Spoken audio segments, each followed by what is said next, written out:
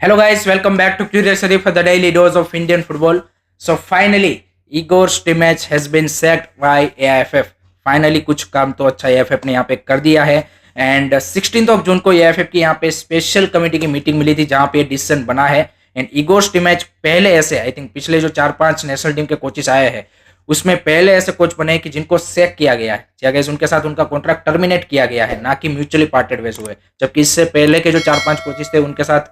Mutually हुआ था या फिर यहाँ पे उन्होंने खुद ने रिजाइन किया था जैसे स्टीफन कॉन्स्टेंटाइन ने किया था बट इगोर स्टिमैच पहले कोच है कि जिनको यहाँ पे एआईएफएफ ने सैक कर दिया है एंड सैक करने का मतलब है कि आपको कंपनसेशन फी यहाँ पे मे भी पे करना पड़ सकता है एंड ये जो सारी लीगल मैटर है अब यहाँ पे आगे क्या बोलते हैं कि ड्रामा एडअप होगा उसमें एंड इगोर स्टिमैच का भी after that you can say कि सैकिंग यहाँ पे एक मीडिया हाउस को रिएक्शन आया है कि भाई मैंने तो यहाँ पे एएफएफ को ऑफर किया था कि अगर एएफएफ का टॉप मैनेजमेंट यानी कि ऑब्वियसली कल्याण चौबे मेरे साथ रिजाइन करता है एंड जो ये फेलियर का रिस्पॉन्सिबिलिटी है वो लेता है then I will not ask for any compensation then मैं जीरो कंपनसेशन फी के साथ यहाँ पे चला जाऊंगा बट वो हम सबको बात है कि कभी वो पॉसिबल होने वाला नहीं है क्योंकि कहीं पे भी ऑल ओवर दी वर्ल्ड यहाँ पे कोई भी नेशनल टीम का फेडरेशन या फिर कोई भी क्लब का यहाँ पे आप मैनेजमेंट देख लीजिए जब भी टीम का फेलियर होता है it's always been a coach कि जिनको यहाँ पे सैक किया जाता है ना कि यहाँ पे मैनेजमेंट यहाँ पे रिजाइन कर देता है so I think that's a very very unlikely thing कि जो यहाँ पे होगा एएफएफ यहाँ पे कभी भी रिस्पॉन्सिबिलिटी एक्सेप्ट नहीं करेगा चाहे उनका फेलियर है ये बात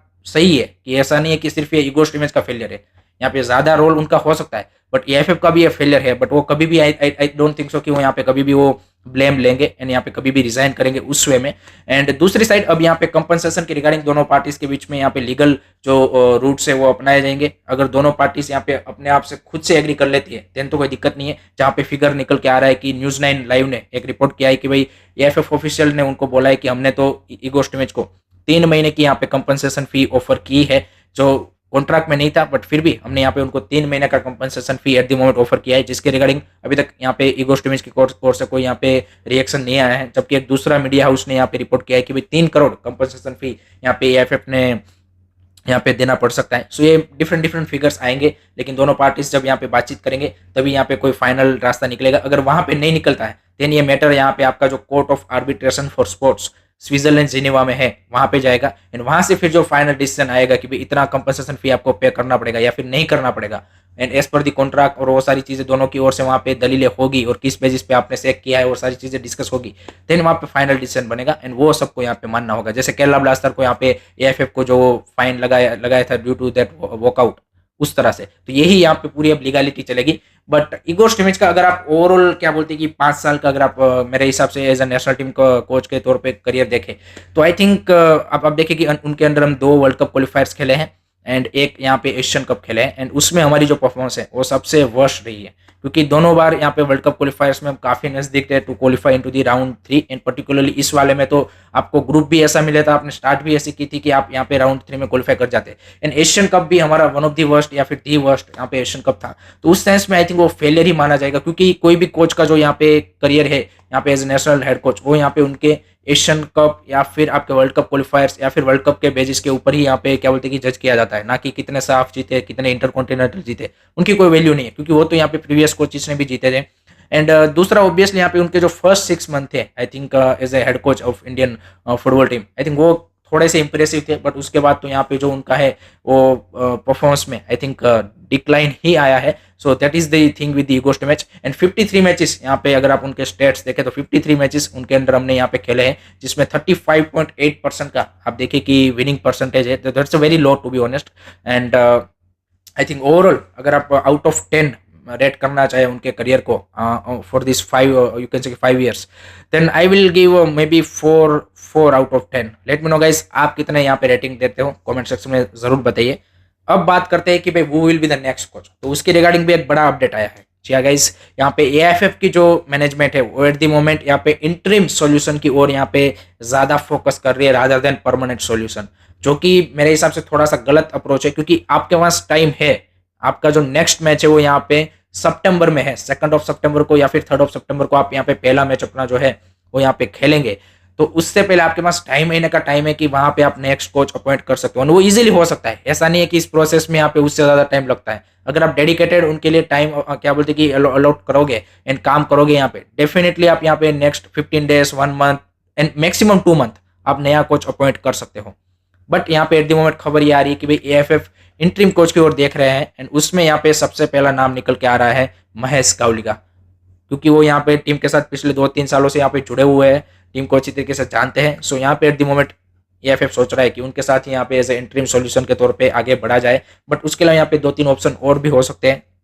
जिसमें मैं आपके क्या बोलते हैं कि रेनेडी सिंह हो सकते हैं, खालिद जमील हो सकते हैं। सो ये 2-3 ऑप्शन और भी है, बट चांसेस आर हाई कि यहाँ पे महेश गावली को एज ए इंटरिम अगर वो सॉल्यूशन रखते हैं देन उन्हीं को कंटिन्यू किया जाएगा। अदरवाइज यहाँ पे बाकी देखते हैं कि अदरवाइज यहाँ पे परमानेंट सॉल्यूशन तो फॉरेन कोच ही है। उसमें जो भी लोग यहाँ पे कुछ क्योंकि फैंस को लग रहा है कि भाई नेक्स्ट कोच हमारा इंडियन कोच होना चाहिए, तो आई डोंट थिंक सो कि AFF will go for that route. I think they definitely will go for a foreign coach. So foreign coach में आई थिंक जो सबसे 3-4 चीजें हैं कि जो बेसिक मेरे हिसाब से इनको इस बार सिलेक्शन में ध्यान रखनी चाहिए। लास्ट टाइम तो 2019 में तो ये जो पूरा सिलेक्शन प्रोसेस था वही कहीं ना कहीं आप बोल सकते कि फ्रॉड था, उसमें काफी सारी गलतियां हुई थी या फिर काफी सारी शेडी थिंग हुई थी, बट उसको साइड में रखते हैं। यहाँ पे अब जो नया कोच आना चाहिए उसमें सबसे पहली चीज तो ये होनी चाहिए कि वो डिसिप्लिन वाला होना चाहिए। ऐसे ड्रेसिंग रूम का control, discipline I think is the must thing, कि जिससे आपके प्लेयरों का मतलब हमने जो पिछले कुछ टाइम से यहाँ पे न्यूज सुनी है कि भाई प्लेयरों के बीच में वो यहाँ पे अंडरस्टैंडिंग नहीं है, ट्रस्ट नहीं है, वो 2 गुट में बढ़ चुके हैं, वो नहीं होना चाहिए। एज अ टीम जब तक नहीं खेलेंगे तब तक कैसे भी प्लेयर हो आपका रिजल्ट नहीं आने वाला। दूसरी चीज है कि वो ऐसे कंट्री में काम करा होना चाहिए कि जहाँ पे लिमिटेड रिसोर्सेज के साथ उसने रिजल्ट डिलीवर किया हो। तीसरी चीज ऐसी ऐसी डिसाइड करनी है कि भाई उसका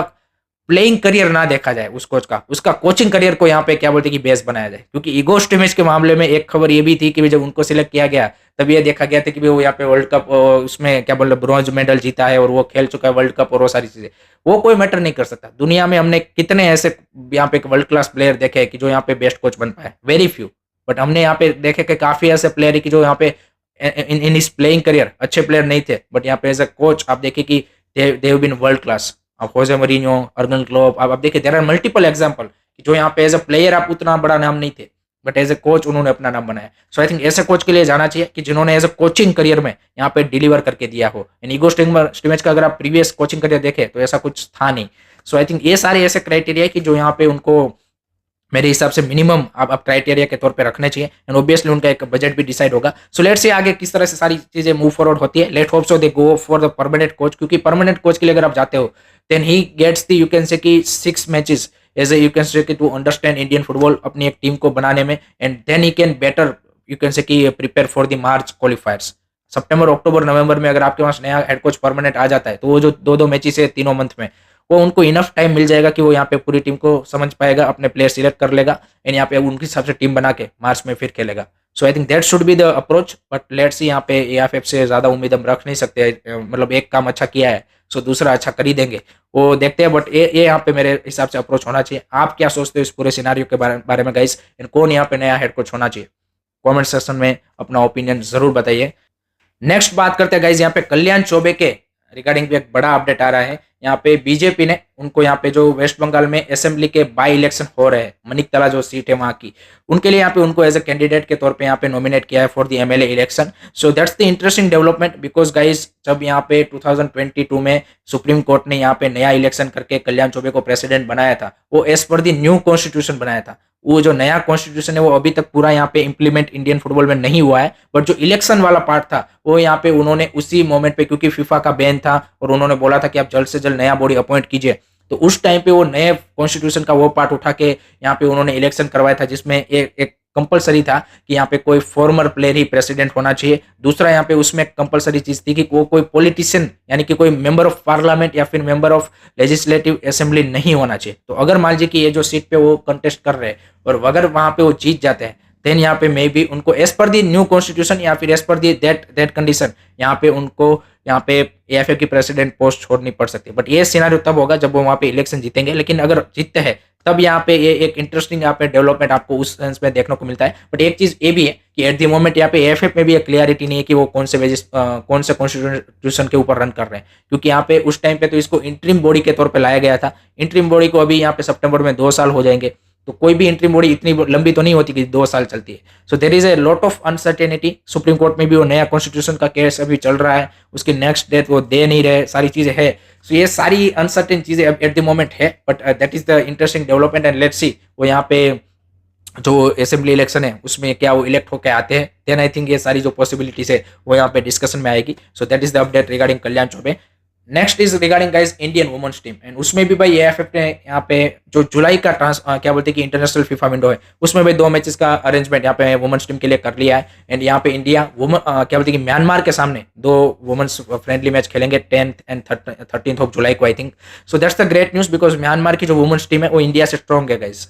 चाहे मेंस में भले ही वो हमारे से लोअर हो, लेकिन वहां पे भी हमको टक्कर दे ही सकते हो, बट यहाँ पे वुमेन्स में वो हमसे बेटर है। And that's the great to see, क्योंकि वुमेन्स क्या बोलती है कि हमारी जो टीम है उसको इस तरह के लगातार आपको जितने भी फीफा विंडो है उसको यूटिलाइज करके यहाँ पे एक्सपोजर देना पड़ेगा, तभी जाके हम यहाँ पे उनसे कुछ यहाँ पे बेटर आई वुड से की परफॉर्मेंस की उम्मीद रख सकते हैं। So that's also great to hear about the women's teams friendly matches. So that's it from my side guys regarding today's Indian football news. I hope कि आपको video पसंद आया होगा।